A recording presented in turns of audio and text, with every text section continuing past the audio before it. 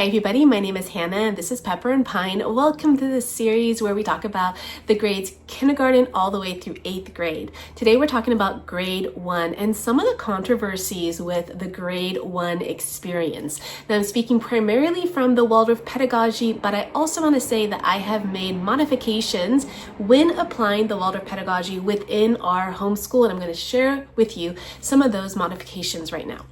The first thing is that formal academics or formal education begins at the age of 7 or in the 7th year of a child's life. This means that the child will be turning 7 in grade 1, so it's pretty similar to conventional schooling. However, I prefer to wait until my students are fully age 7 or even a little bit older, like 7.5 or even 8. I do this because I feel like by that point they are definitely past that age of development. For sure they're settled in and they're really ready for that academic learning. Now in a Waldorf pedagogy, you're going to see that there are specific lessons for each grade from grade 1 all the way through grade 8 and even in high school that really match the development of the child, not just in the grand 7-year cycles, but also in the smaller cycles like the 5-year change, the 9-year change, which is really big, and around say 10 to 12 year change, right around there. And then of course there's puberty, but there are also developmental shifts that are happening on a yearly basis, and that's why the main lesson blocks are chosen that way to reflect that development. So if you're waiting much longer than that 7th year of life in order to start grade 1, you might miss some of those beautiful attributes of the main lessons for each grade level, why they're chosen for each grade level if you are delaying the way that I did. So grade 1 is age 7 or turning age 7. In my opinion and experience, I would prefer that if I was starting grade 1, that my students were either 7 or just about to turn 7, not 7 like say at the end of the school year. In that case, I would have just waited and done grade 1 the following year. So my children, 2 of them are like summer-ish babies, so August and September, and my other 2 students were February and March. And so for those 2 students who would be turning 7 a little bit later in the year, I would choose to start them when they were basically 7.5. And that's a personal choice that I made, but you might find that a little bit more challenging to do that if you wanted to within an academic school setting. A lot of times the grade that your child is in depends on their birthday rather than their developmental stage. And in some cases in a Waldorf setting, you might be able to hold a child back, not necessarily push them forward. That's usually not the case, but we want to be mindful that whereas you might have a student who was a little bit delayed with that developmental shift at around the age of 7, then they kind of catch up with the 9-year change, and then they're hitting puberty alongside with their peers.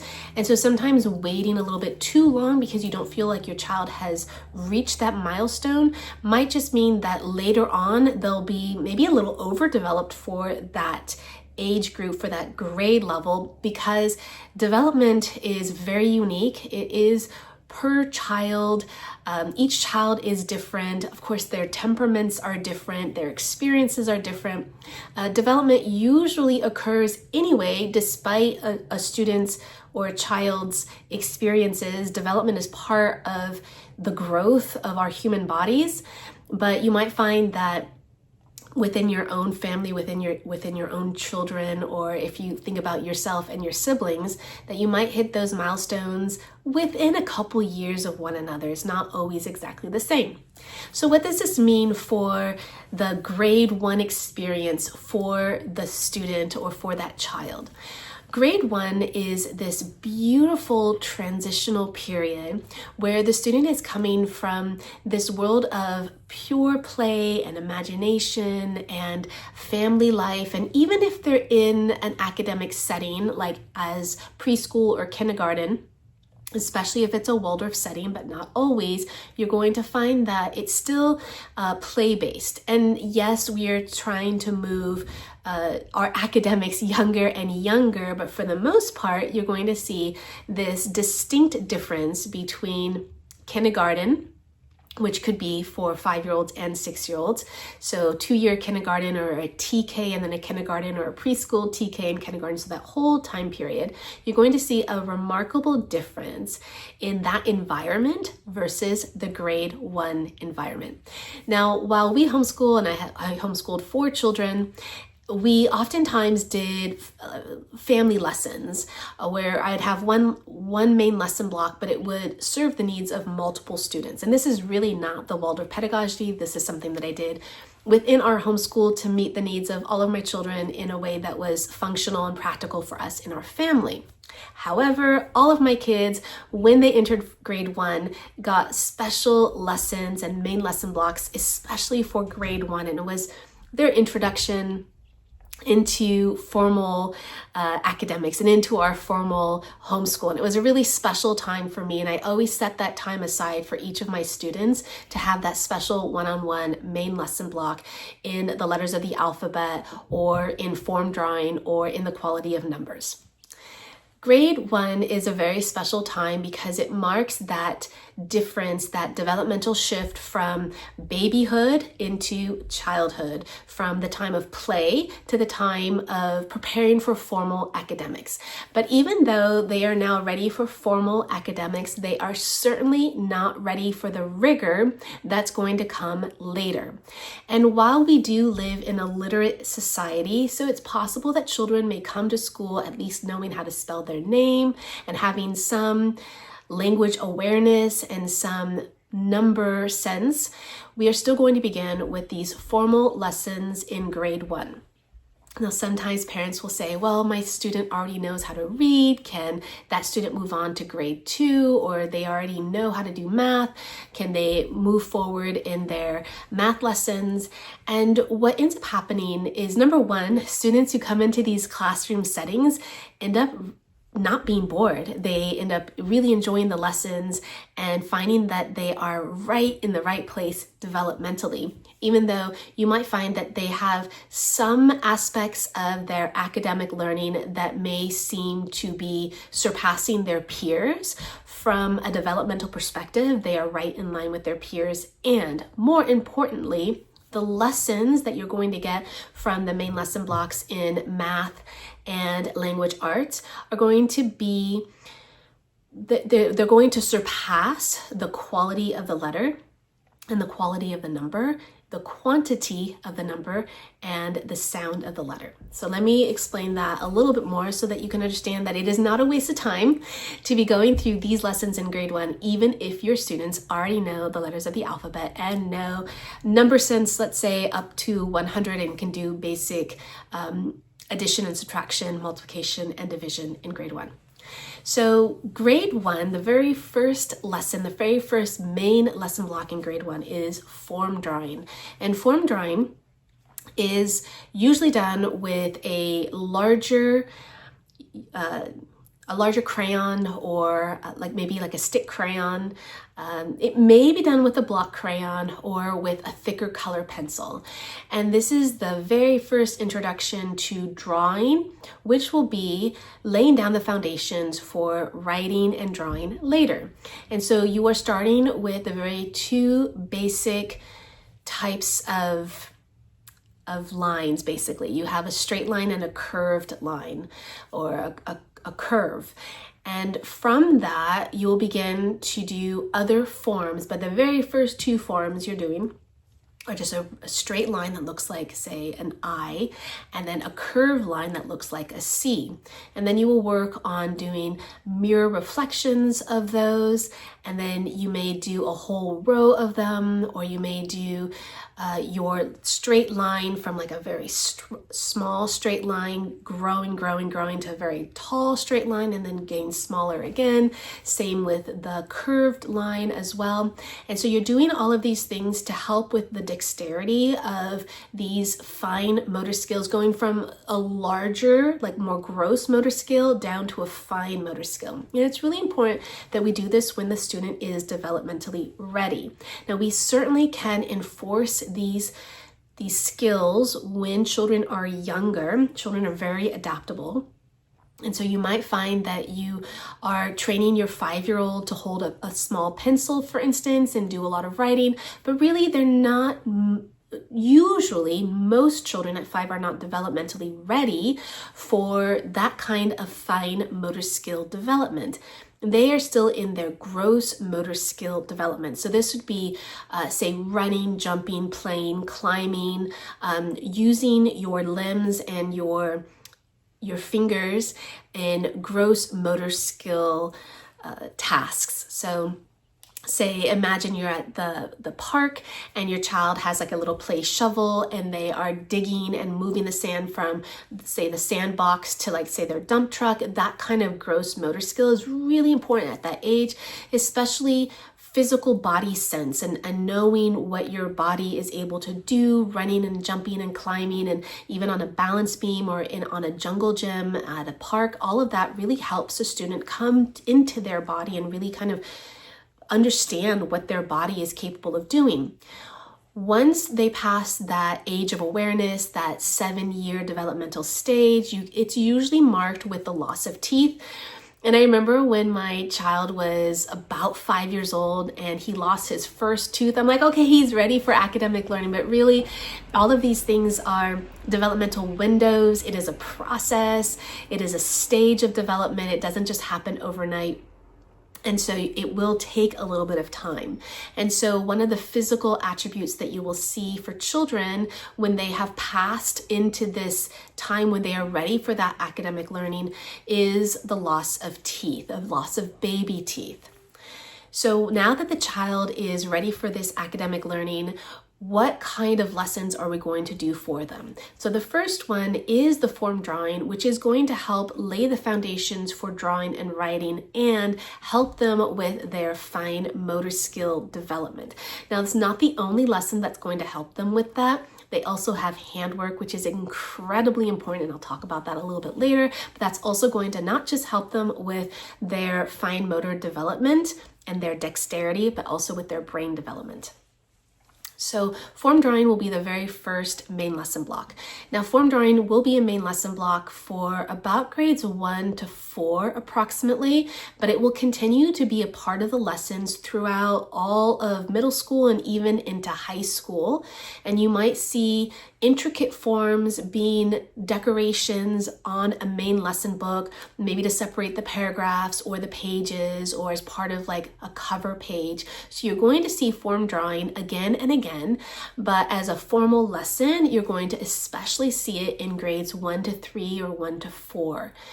So once that form drawing lesson is complete, so it's about a 3 to 4 week main lesson block, then we can move into the main lesson blocks of the letters of the alphabet and the quality of numbers.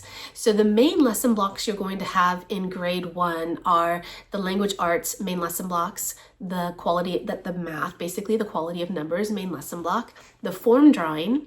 You're also going to have nature study, and then you're also going to have your specialty subjects. So before we go back to language arts and math, the specialty subjects are going to be foreign language. And the way foreign language is done in the younger grades, so this is before the 9-year change, so before, say, 4th grade, so between grades 1, 2, and 3, primarily, foreign language is done orally or verbally. So students will learn maybe songs or poems in the foreign language. It will be immersion based, so they will be listening to the foreign language, but they won't be doing any writing or grammar until about grade 3.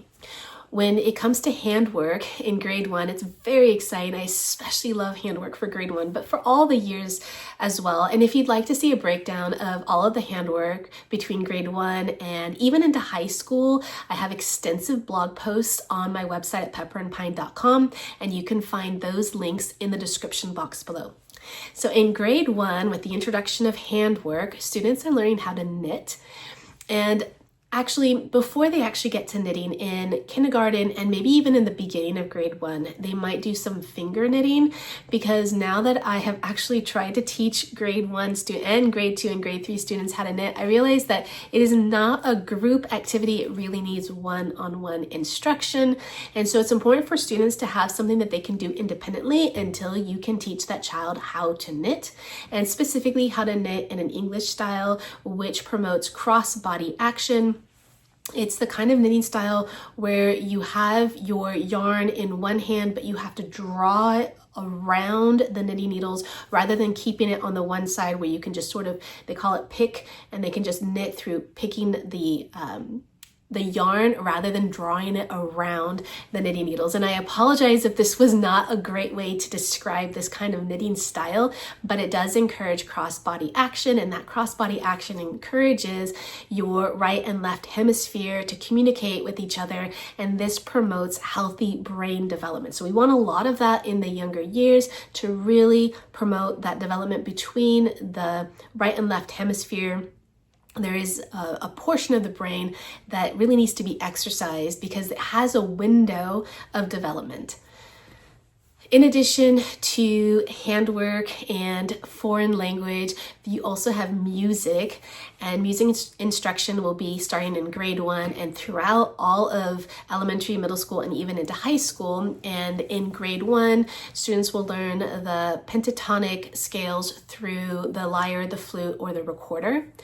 And these lessons will continue, and the lessons will be they will include auditory lessons before you actually get to reading music, which occurs a little bit later. So you'll see that a lot of these lessons when the children are younger include imitation through listening or visualization, but not through reading or grammar until a little bit later. And that has to do with the developmental stages of the student, especially with that 9-year change that occurs in grade 3. At that point, a lot of things start to blossom, especially grammar and in foreign language. Then you'll see the writing included at that point.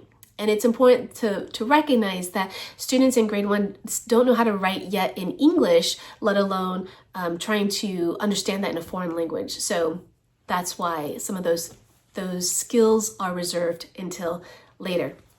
So back to the quality of numbers and the introduction of the letters of the alphabet. It's important to realize that students who are entering grade 1 probably have some literacy familiarity because we live in a literate society and numbers and letters are all around us. And so it's very likely that students have learned a little bit, if not like say the entire alphabet, but it's the stories and the lessons that go along with each of these letters, which are going to be these timeless lessons that students may revisit time and again. So this is an area that I depart from the Waldorf pedagogy in the type of stories that are used. So instead of using stories that are based on fairy tales or folklore, or later on in grade 2, animal fables, which I will still include, or legends, I will end up using stories that reflect our culture and our religion. And so we will use stories of the previous prophets, especially in the grade 1 curriculum, because they hold the same kind of fantastical significance. And by that, I mean that children under the age of 9 are not yet able or aware of the difference between reality and fantasy. Now you might tell a child, especially like 5, 6, 7-year-old, like you know that this is just make-believe or this is just pretend, and they will say to you that yes, they know, or yes, it's just pretend, but cognitively they are unable to distinguish between reality and fantasy. and fantasy by imagination or make-believe or anything that's like fantastical in nature, like say an animal that doesn't exist, that you might tell a child about a unicorn, for instance, and you're like, but unicorns are pretend or they're make-believe, and the child will not be able to distinguish that. Or anything else that might be truly fantastical in nature, like say Little Red Riding Hood and the grandmother getting eaten by the wolf, and it sounds horrific for us as adults, but children see those stories and hear those stories and understand those stories entirely different than we do, and it is not as grotesque. For most children, it is not as grotesque as we're seeing it as adults, and also it is completely plausible for a wolf to imitate a grandmother and to have swallowed the grandmother, and then at the end of the story that the grandmother is completely safe and sound because the wolf has been defeated. And so these stories actually carry very deep, profound lessons and meanings, and oftentimes adults will be a little bit tripped up or a little bit distracted, or will not be able to get past those fantastical elements to see the true nature of the story. But children accept those fantastical elements without hesitation and can then really absorb the true and deep lessons within those stories.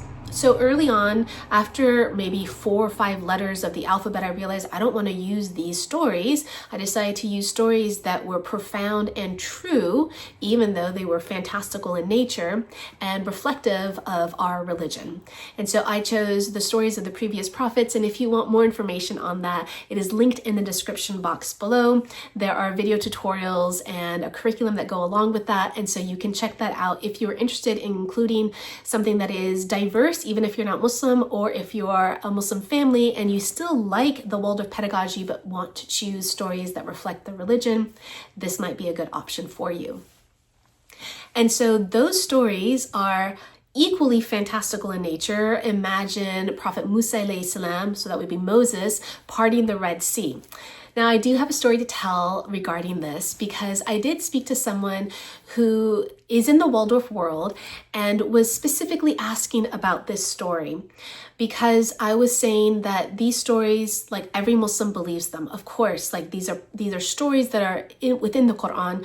We believe them, no doubt. As adults, we believe them, no doubt. And as children, of course, they believe them without doubt and without any plausibility that can't actually happen. But as an adult, and I have to tell you, as an adult, I constantly think about this and I wonder, how high was the water? Was it very high? Was it low? What did the ocean or the seabed look like when this happened? Like, there's so many thoughts that run through my mind about the mechanics of literally parting the Red Sea and the water just completely, that sometimes that's what consumes me in that story, rather than actually really absorbing the story deeply and understanding these profound lessons that are classical. Because every time you will revisit these lessons, these stories, you will find new lessons, because you yourself have changed over the years, and you will be able to see these lessons in a new light. And so these lessons are timeless. So take, for instance, this story. This Waldorf person was saying, like, well, certainly not every Muslim believes them. Certainly there must be some maybe progressive Muslims who don't believe this story. And I said, no, if you are Muslim, you believe in the Quran without doubt. Like, this is a quality. Like, if you are going to be Muslim, you have to believe in the Quran completely. If you don't, you don't accept parts of the Quran, that takes you out of Islam. So if you are Muslim, you believe the Quran 100%. And of course, you will believe all of these stories that is part of revelation, that is part of what God has said. And so this story, we can say it as Muslims, we can say it 100% in our belief, 100% true, and also 100% fantastical. And I'm going to use the word fantastical, but really it's miraculous. So in parting the Red Sea, that is a miracle, that's miraculous. And so fantastical in the sense that it is unreal. Like, this is not possible otherwise. That in the fantastical sense, but really it's miraculous. That's the terminology that is correct and more appropriate. And so then I wonder, well, then what about all the fairy tales? Do you believe those fairy tales? Because as a teacher in a Waldorf setting, you really need to believe the stories that you are telling your students. You are absorbing these stories, processing them, and then bringing them to your students, to the children. So you can't speak an untruth. In my opinion, you can't speak an untruth.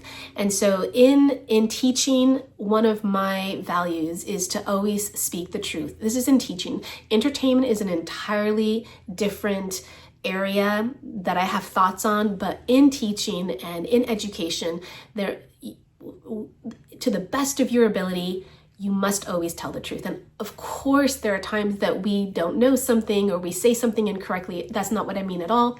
It's that in our lessons, we must always tell the truth. And there are stories that would otherwise be told in a Waldorf setting that are completely untrue, but will be passed off as completely plausible or possible. So the stories that you choose for grade 1 are really important in my opinion, because the students are so they are in love with their teachers, they are in trust with their teachers, they are in reverence with their teachers. So they love, they trust, and they revere their teachers as an authority who knows. And so it's really important that you don't break that trust with untruths. So those stories have deeper meanings, and that is the true essence of the lesson. And in grade 1, especially up until about grade 3, so up until about the 9-year change, we're really looking at stories that clearly define right and wrong, good and bad, truth and falsehood. There is still this need for very clear good and bad. Now, they are just starting with a little bit of that duality, but they're not quite ready for it. Understanding the shades between good and bad, which is really all of humanity and all of life, that's really best reserved for post-puberty. At this point, we really need to see clear examples of good and bad. That's really going to help the students in their moral development. And this is something else that's really important in grade 1. It's important that you as a teacher or the parent have a very strong moral compass. We do make mistakes. That is absolutely not what I mean. That is part of life. We're going to make mistakes. We're going to do things that were not great, that we will learn from, but it's important that we have a very strong moral compass as a teacher for these young students, because they will be looking to you for that kind of instruction. One other thing to remember before we move into the quality of numbers is that children, before they are ready for a new developmental stage, right when they are going through that development, they will go through a moment of regression before moving forward. And so in grade 1, since this is right around that 7-year change, this is a time where you might have a few more challenges with regressive behaviors or thoughts that you might not have, like say in grade 2. When by grade 2, students are familiar with the learning environment, they're accustomed to the rhythm of the lessons, etc., and they're a little bit better suited to be in that 7-year developmental cycle between 7 and 14. They're a little bit more settled in. If there were any students who weren't quite there with their development by age 8, they're probably there, and any student who went through that momentary regression, they are definitely settled down by grade 2 or by 8 years old. And so in grade 1, you are not just dealing with these new lessons for the student, like this new environment that now they're in a classroom setting, and now they have these new lessons with formal academics, but also you might have some students that experience a little bit of regression before moving forward. So once the letters of the alphabet are taught, and this would be the sounds of the letters as well as the shape, they will then move into writing before reading. And you might split up this lesson with the quality of numbers in between, but let's just take what is the natural progression for this whole arc in language arts before moving on to the math lessons. The only thing that you have to remember in grade 1 is that form drawing must come first. It's going to come before your introduction of the letters of the alphabet, and it's going to come before the quality of numbers. But whether you do the quality of numbers before the letters of the alphabet, that can be a choice that the teacher makes. I prefer to do the letters before the numbers, but that's just a personal choice that I do. So the letters of the alphabet, the stories are going to be done in a 2 to 3 day learning cycle, and that cycle is going to continue throughout all of elementary and middle school, and even potentially in high school as well. The review process is especially important in the understanding of the content and the information. So before we go into the 3-day learning cycle, let's just review the introduction of the letters of the alphabet, exactly what is in that main lesson block.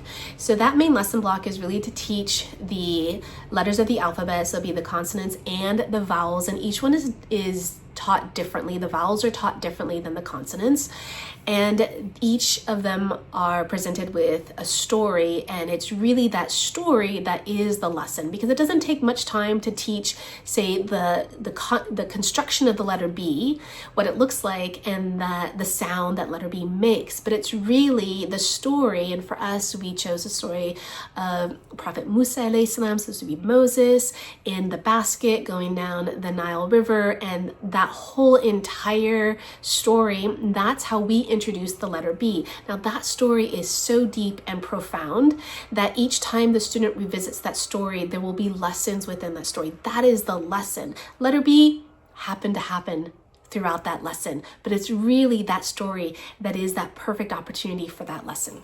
So the construction of both the capital and the lowercase, and there's also differences of opinion on how that's done, but I chose to do both of them at the same time, and I actually chose to go in alphabetical order, but there's also wisdom in choosing certain letters to come first and then other letters to come later, and how you choose to do the vowels. But I sort of put them all together, and I may do that again in the future, or I may choose to do it differently. But when you're teaching the construction of the letter, you have the capital letter and the lowercase letter, and you are practicing that form in many different ways before you actually put pen to paper. And really this would be a crayon to the paper, and that paper will be the main lesson book. And so you might trace it in the air, you might trace the letter with your nose, you might trace it on the sand, you might walk the form within the room. You're doing all of these things before you finally take that crayon and you actually draw, not write, but draw that letter into your main lesson book. The main lesson books in grade 1 are quite large. They need to be quite big. So I think a minimum of 10 inches by 14 inches. And I've seen ones 14 inches by 17 inches, and I might have those numbers wrong, but you can definitely find those precise numbers, the precise measurements in the description box below, because there are different kinds of main lesson books that you can buy. And having a nice large main lesson book is a little bit easier for those young students, again, because their fine motor skills aren't well developed, and those large drawings are going to be a little bit easier for them, as well as drawing the large letters. Once the letters of the alphabet have been complete and all of the sounds have been learned, now we begin with writing. And this is very curious in the Waldorf pedagogy, that you begin with writing, not reading. So the students now have the letters, and they will begin with simple words that they can write. And from those simple words, they will read those simple words. And then within that main lesson book, they will begin to write their own readers. And this is a really beautiful process for the students, because in a Waldorf setting, they don't have textbooks, and really they're creating their own textbooks through their main lesson book work. So now the students will have very simple sentences, and as far as grammar, a capital letter and a punctuation mark is the extent of the grammar, and the more grammar, or the mechanics of grammar and the lessons in grammar, will occur after the 9-year change. So let's look at the quality of numbers. Quality of numbers is a concept that actually is quite ancient and universal, and was basic foundational knowledge throughout the world up until recently. Now we're only looking at the quantity of numbers, not the quality. Now, what is the difference between quantity and quality? So let's take the number 1, for instance. 1 we know as the quantity being singular, one item, but what is the quality of the number 1? The quality of the number 1 is unique, it's singular, it's whole, it's complete, and a lot of times students will look up at the sun and see that one sun, this is like this beautiful one, or one family, or in our case, one God. And so the quality of 1, and if you are into Arabic, and I apologize beforehand for not being able to narrate this story very well, but there is a difference in the meaning and quality of the word ahed versus wahed. Ahed and wahed. 1 is like a quantity 1, and 1 is a quality, like singular, unlike anything else, unique, primary, complete. That's the quality of 1 versus the quantity being a single item. Now, it turns out that children have an intuition towards quality, and probably quantity too, but more towards quality than you might think or imagine. So when you are talking about 1 or 2, let's talk about 2 for a moment, students can very quickly see both of their parents, or the moon and the sun. They can see duality in the quality of number 2, and they can also see that 2 represents 2 items. But it's the quality that we're going to be talking about throughout this first main lesson block in math, the quality of the numbers. Then you will move into the math itself and the quantity and the beauty of numbers and the 4 mathematical operations, which are all introduced in grade 1. Now, I have to say that I remember being in grade 1 in a Waldorf school in a little town outside of Paris, France, when I was very young.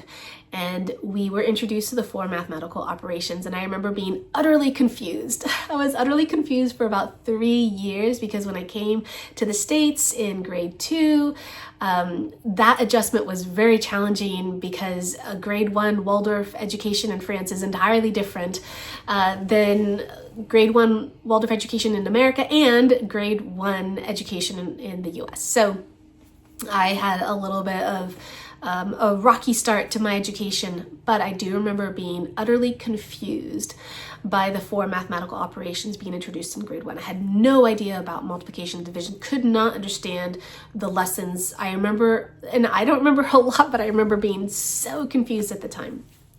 So when my children were in grade 1, I decided not to do that. I decided not to do all 4 mathematical operations. I chose to do that based on my experience, yet there's so much wisdom in doing the 4 mathematical operations in grade 1. Now, it turns out that easier than addition is division, which is mind-blowing. How could division be easier than addition? But in the Waldorf pedagogy, we're beginning with the whole and then moving to the parts. So if you begin with 10 and you divide it into 2 groups, that's something that cognitively the children actually can understand pretty well.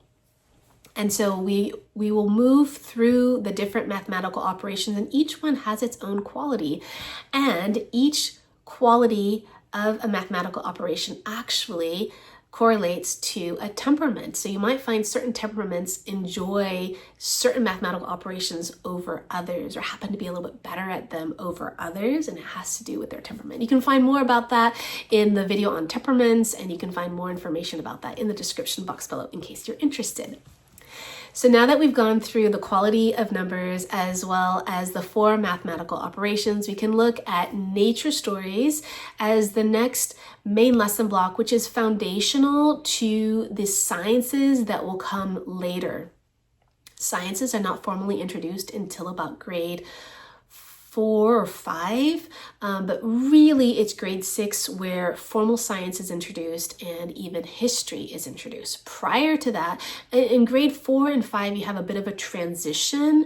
So you have, like, say, zoology and botany is like like the life sciences, like a soft transition from the nature stories that the students had in the younger years into the sciences of middle school.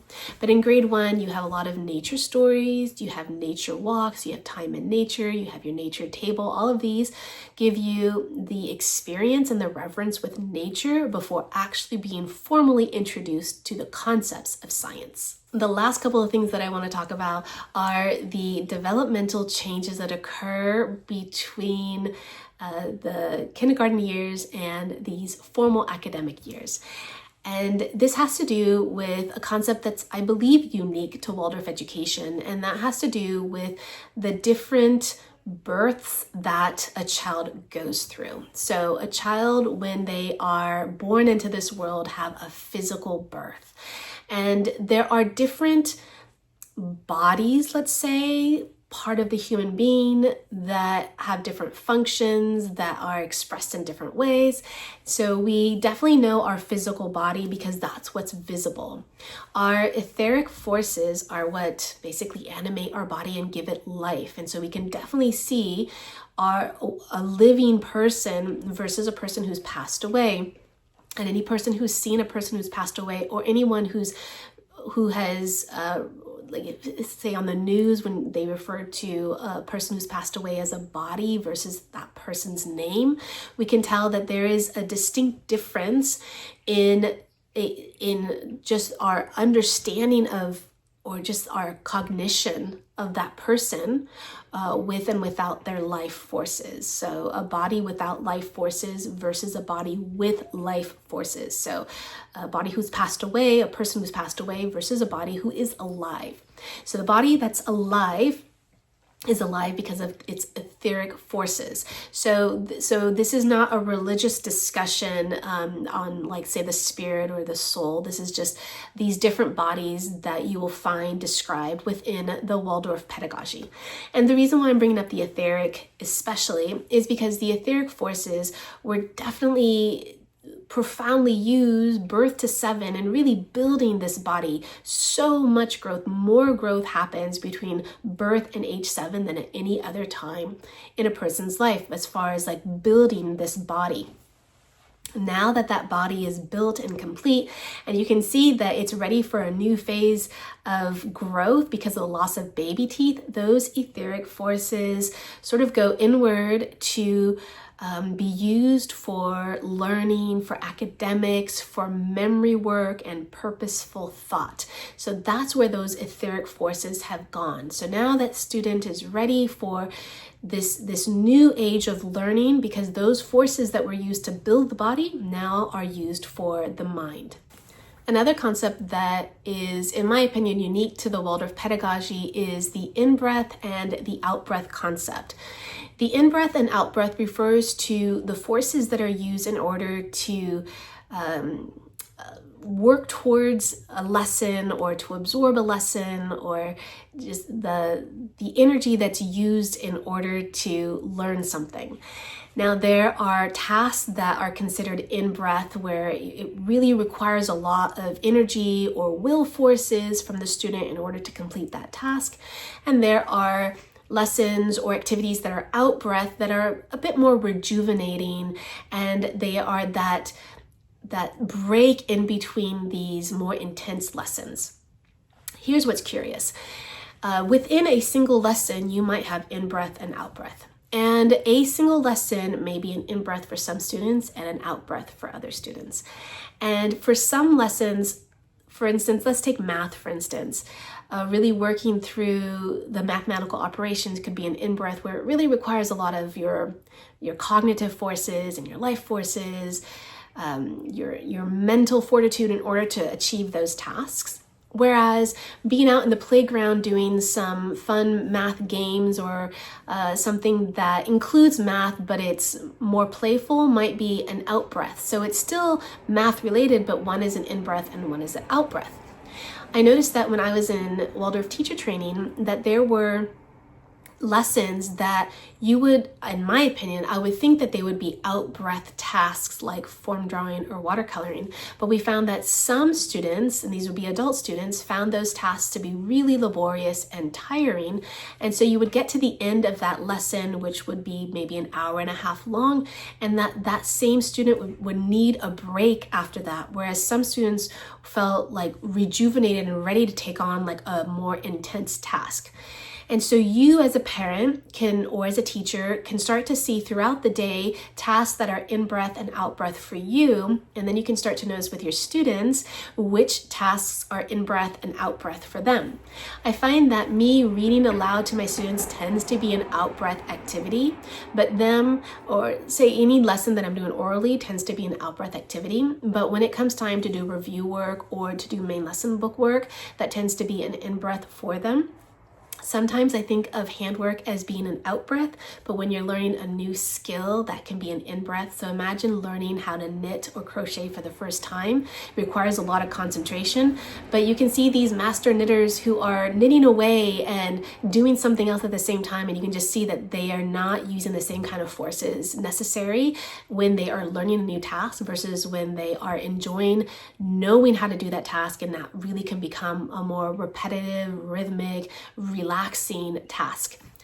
And rhythmic tasks are really important to understand, both within the day, the week, the month, and the season, and even in the entire year, because we want to really work on rhythm in order to have the energy to make it through our entire school year.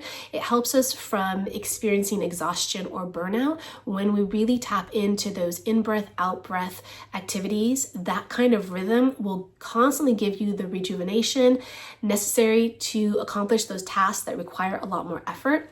And it's important that we do that for ourselves as parents and as teachers throughout our day with the tasks that we have to do, so that we're constantly remembering to rejuvenate our own selves, because we're going to need quite a bit to get through not just our day or a week or a month of homeschooling or as teachers, but we will need that definitely to get through the entire year, and even more if we decide to take this on for the long term. I hope that you enjoyed this look at grade 1. Don't forget to check out the blog post that accompanies this video, where you can find more extensive details about this video, all of the content within this video, as well as dozens of video tutorials that can help enhance the grade 1 experience. The link to that blog post is in the description box below. And if you'd like to see how we're homeschooling on a daily basis, I encourage you to check me out on my website at pepperandpine.com.